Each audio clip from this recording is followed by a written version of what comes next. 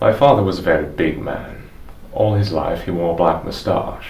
When it turned grey, he used a little brush to keep it black, as such ladies use for their eyes. Mascara. Everybody was afraid of him. My mother, my 4 sisters. At the dinner table, we could not speak unless spoken to first by my father.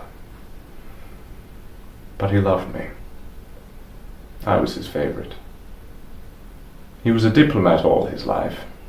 We spent years in London, Knightsbridge. Every morning he got out of bed at 6 o'clock and went to the bathroom to shave. No one was allowed out of bed until he had finished. My eldest sisters were 14 and 15. I was 10. One weekend, the house was empty the whole afternoon. My sisters whispered together. Their names were Eva and Maria. And then they called me. They led me to my parents' bedroom. They told me to sit on the bed and be quiet. They went to my mother's dressing table. They painted their fingernails, put creams and powders on their faces, pulled hairs from their eyebrows, brushed mascara on their lashes. They took off their white socks and put on my mother's silk stockings and panties. They sauntered about the room, looking over their shoulders into mirrors. They were beautiful women. They laughed, stroked and kissed one another. I was enchanted. They fed my enchantment. It was a beautiful day. The sun began to set.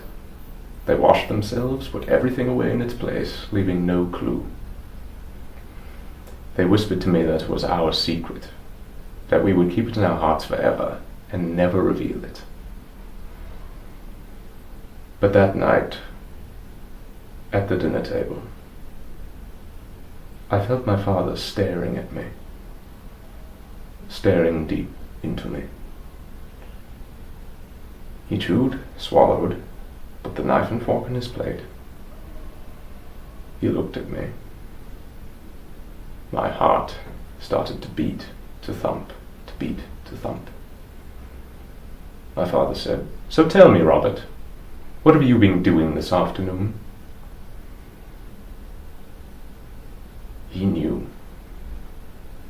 I knew he knew. He was God. He was testing me. So I told him.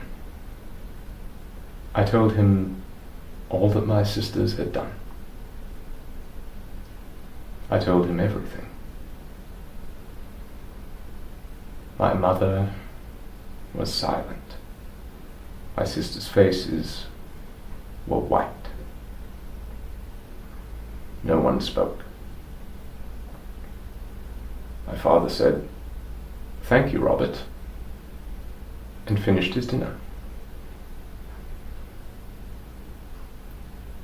After dinner, my sisters and I were called to my father's study. They were beaten with a leather belt without mercy. I watched this. A month later, they took their revenge.